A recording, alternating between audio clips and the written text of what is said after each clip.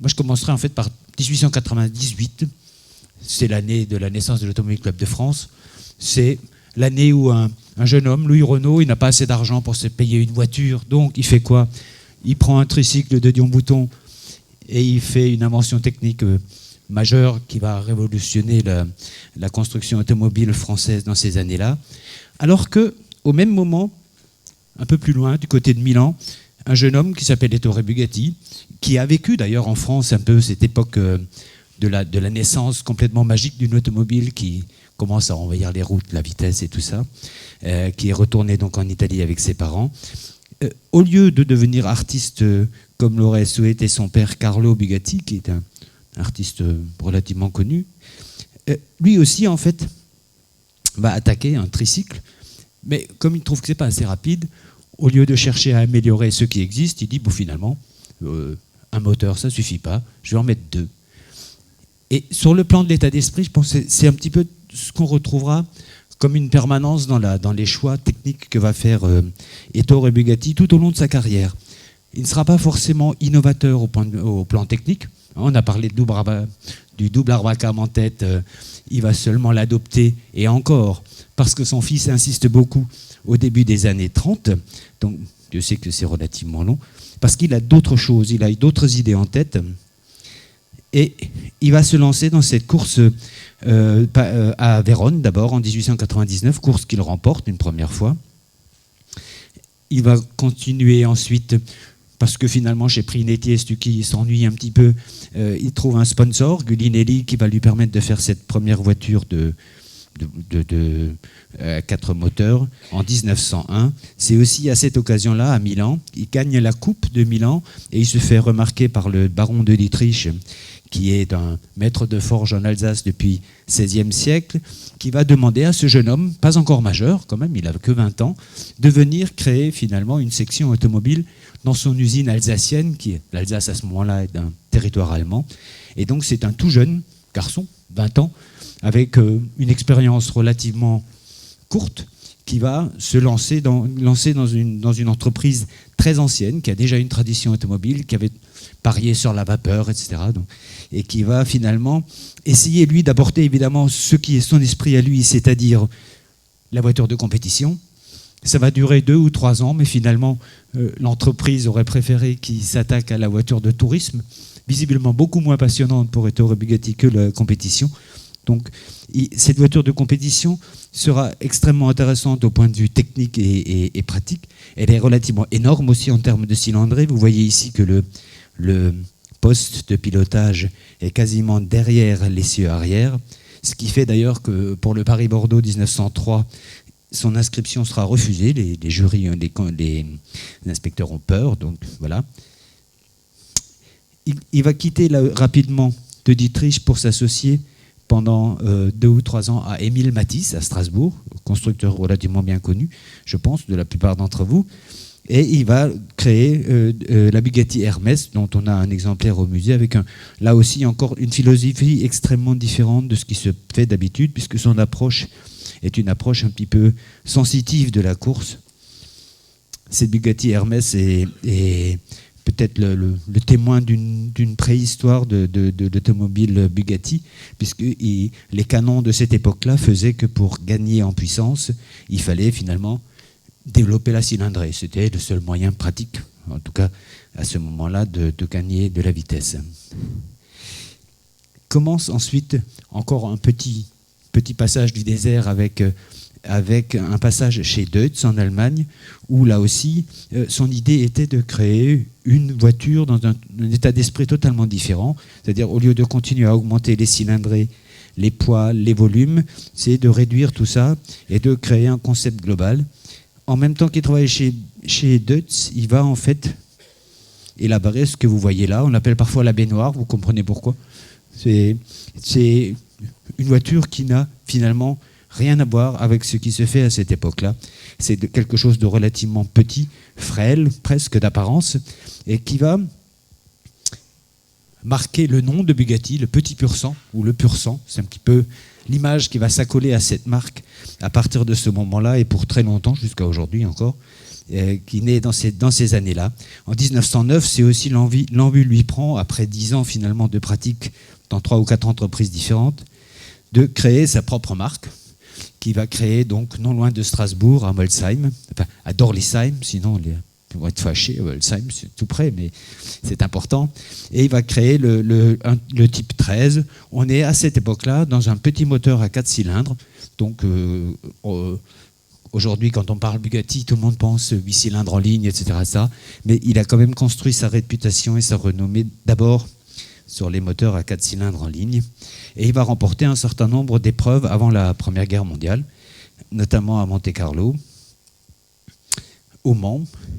Donc on va passer un peu vite pour les questions d'horaire, sachant qu'on pourra toujours revenir sur les questions. Vous voyez un petit peu comment se comporte une voiture de ce type-là. En plus, au Mans, comme il voulait économiser du poids, il n'avait pas prévu de roue de secours, ce qui fait qu'après avoir dû changer de roue de secours, il a demandé à son copilote de porter une roue pendant tout le restant de la course, ce qui est déjà très très pratique.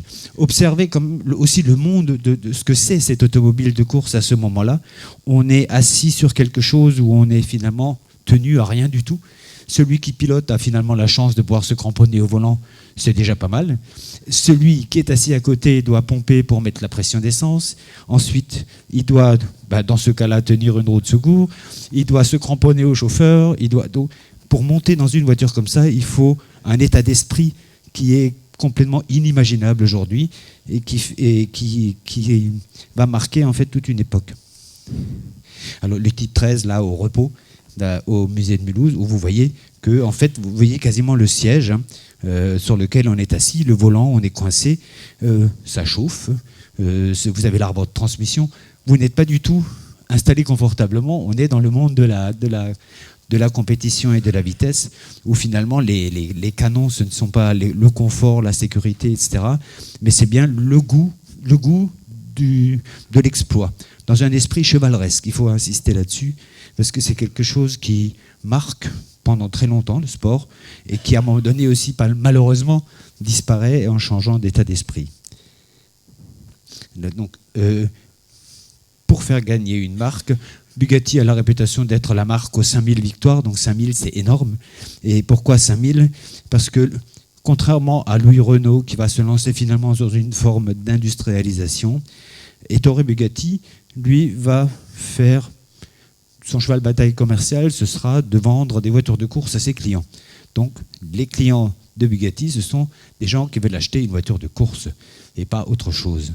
Que ce soit donc des barons, des marquis, etc., ou même des mécaniciens qui, à un moment donné, ont cette fibre et qui vont se lancer là-dedans. Ce qui fait que, non seulement il aura ses écuries officielles, mais que, finalement, chaque propriétaire de Bugatti va s'engager dans des courses, va souvent les remporter et va donc du coup apporter une aura à cette marque qui va se exploser, disons, dans les années 1920, principalement. Petit aparté Peugeot, etc. Il faut quand même vivre. Bugatti a, pour financer ses activités de course, a également fait et déposé beaucoup de brevets et vendu notamment la licence de la bébé Peugeot. Donc vous avez côte à côte ici les deux véhicules, le prototype en haut à gauche et l'une des 3000 bébés Peugeot vendus à Peugeot en 1910. Ces bébés étaient également dans la course, comme vous pouvez le constater ici, mais ça le démange, l'envie le prend toujours de faire à ce moment-là une voiture de compétition relativement forte, donc ce qu'on dit la 5 litres à chaîne, avec des clients qui sont par exemple Roland Garros et d'autres. Et là vous le voyez, Ettore Bugatti au volant de la 5 litres au Mont Ventoux en 1912.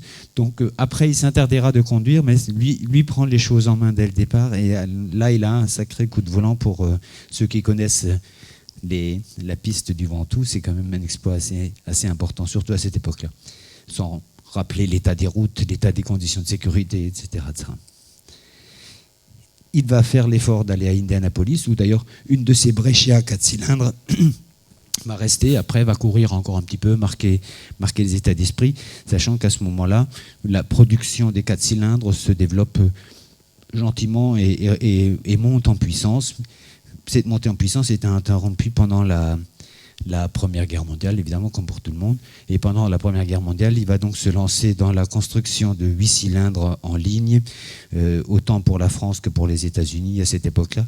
C'est une expérience qui va changer sa façon d'aborder l'automobile dans les années 20, non pas brutalement, mais progressivement, et on va le voir tout à l'heure. Ce qui va provoquer un premier décollage énorme, c'est la victoire qu'il va remporter à Brescia en 1921, grâce à sa mécanique, à sa philosophie de l'automobile. Alors, il donne une description déjà dans les journaux de 1910-11.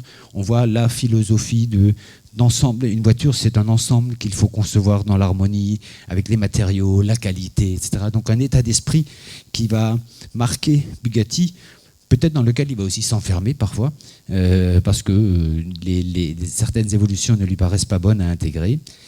Mais cette philosophie va quand même être payante. 4 soupapes, ça ne suffit pas. 2 soupapes, ça ne suffit pas. J'en mets 4. Hein. C'est un moteur de Dion-Bouton sur le tricycle, ça ne suffisait pas. J'en mets 2. Voilà. Il va y aller progressivement. Il va intégrer un certain nombre de choses. Et il va se lancer. Ces voitures vont participer à des choses très différentes. Alors, observez la carrosserie, qui n'est pas du tout une carrosserie Bugatti. Cette fois-ci, c'est un Anglais qui estimait que l'aérodynamique de cette petite chose était à réviser et qui va briller à Brooklands. Le baron Jean de l'Épée, qui est lui donc là dans une Brescia conforme sortie d'usine en Espagne. Donc un particulier achète une voiture et représente finalement la marque dans des compétitions. Un autre pilote anglais, Mays, qui l'a baptisé Cordon Rouge, qui brillera en Angleterre. Et puis,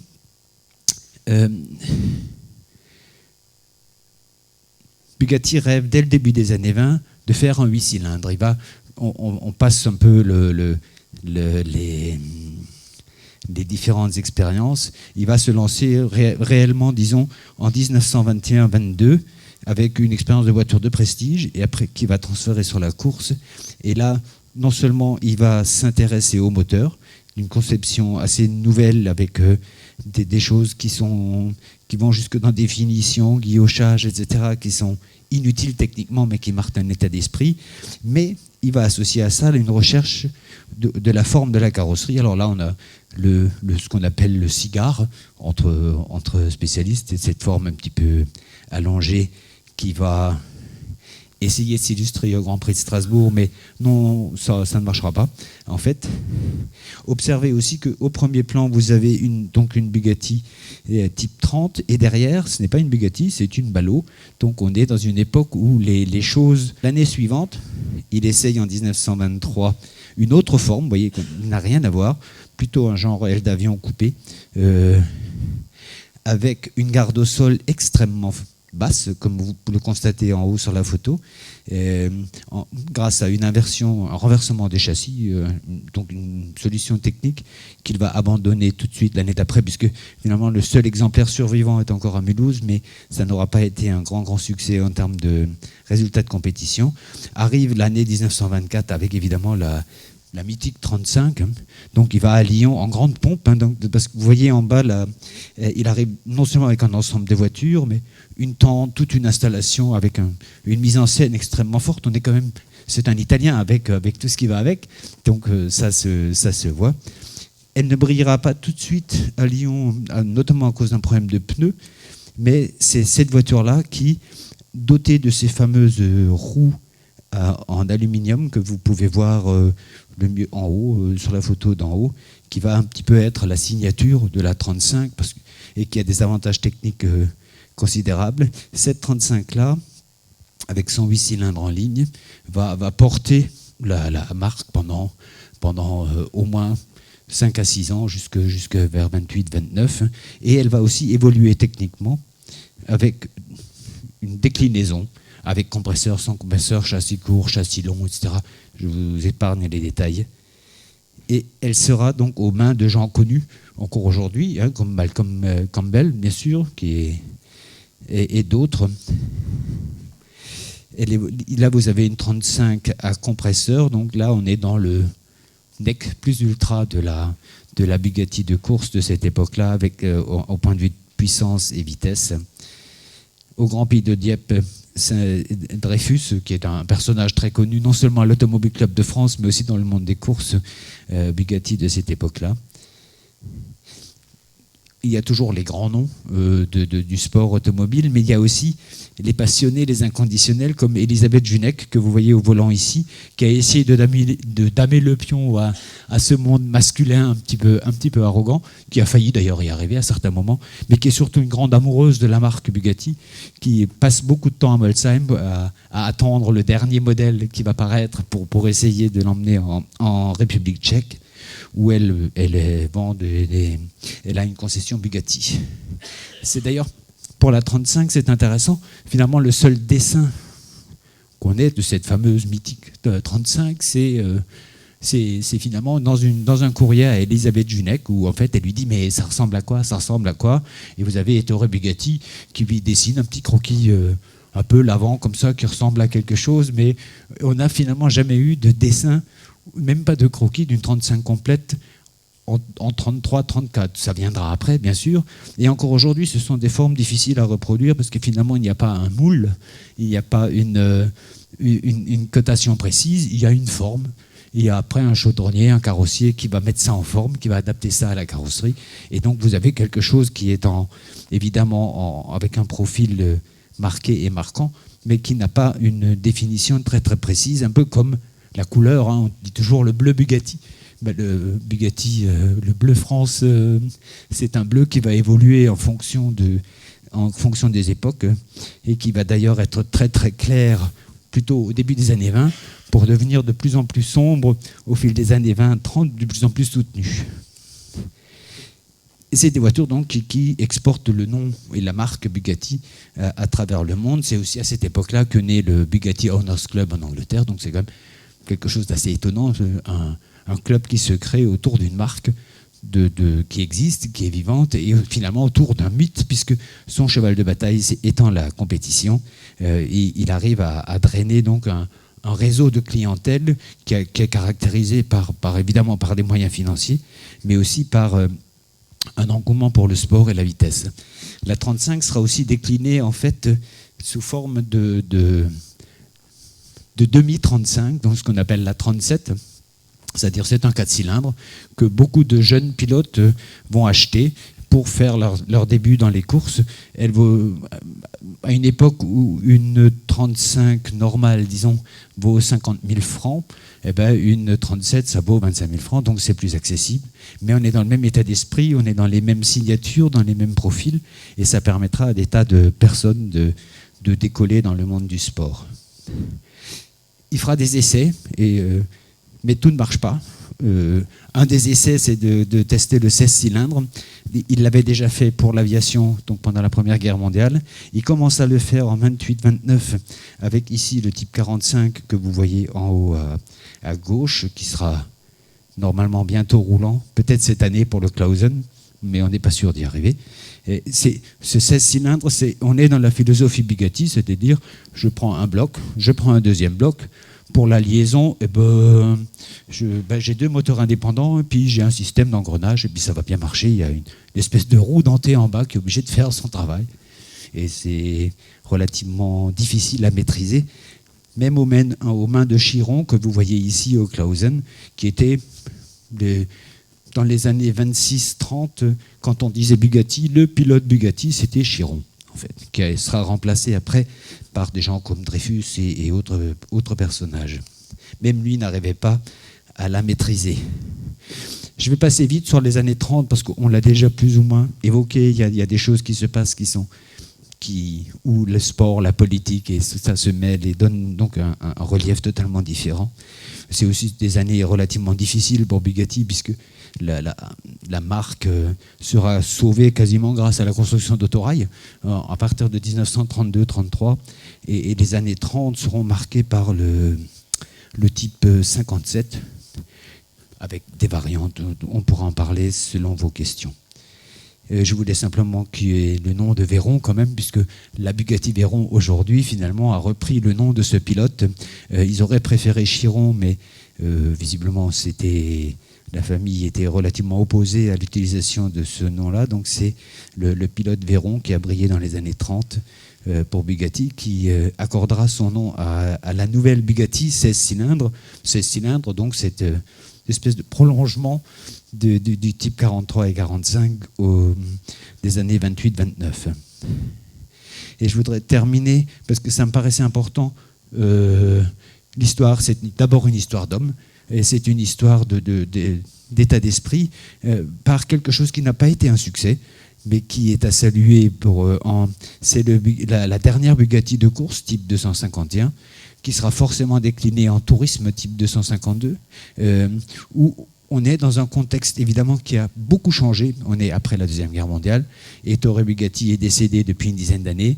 Jean Bugatti, qui avait pris la relève de la marque, ou était en train de prendre la relève au fil des années 30, il est mort en 1939, juste avant la guerre, donc il n'est plus là non plus. Et c'est le pauvre Roland Bugatti, dont on parle finalement très très peu dans l'histoire Bugatti, qui va être obligé de faire tourner l'entreprise, l'usine, qui sera reprise par Hispano et ensuite Messier. Mais il n'a pas cette culture, il n'a pas d'assises financières suffisantes. Il va faire appel à Colombo, qui va finalement utiliser une technique d'avant-garde de cette époque-là, mais les moyens financiers manquants, ça n'aboutira pas à quelque chose de concluant, malgré les efforts, comme vous le voyez, de Trintignant, que nous avons encore interrogé il y a 4-5 ans, quand on a voulu mettre la voiture en route, sur ses impressions de course à cette époque-là.